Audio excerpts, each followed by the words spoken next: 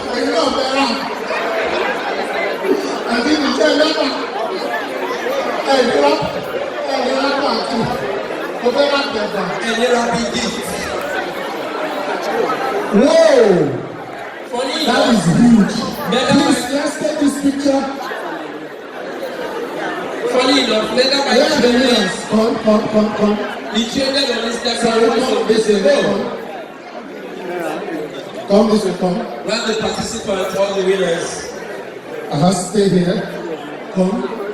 Please, sorry. Now, we want the winners come. Yeah, let's just break the. Yeah, come. Alright, please can you come, my queen? Okay. Alright. Alright, stay. Small and club. Alright. Why do you put up the line? Does anybody put it out for me? Maruf. Babatunde ni bàbá tó lọ tó padà wá ni. Beef don start, you gats record your own. Èmi kì í lọ tí mo mọ̀ ọ́ kí ni ó lè ti sọ́ra. Máa jókòó lé ẹlẹ́ni mi. Thank you so much for watching our videos. And importantly, you need to subscribe because we drop videos almost every day. And how to subscribe? There's exactly everything. Gua TV. Click on it. You see a subscribe button. Click on the subscribe button. That's so. And if you have a big show coming up, any event, you can call us.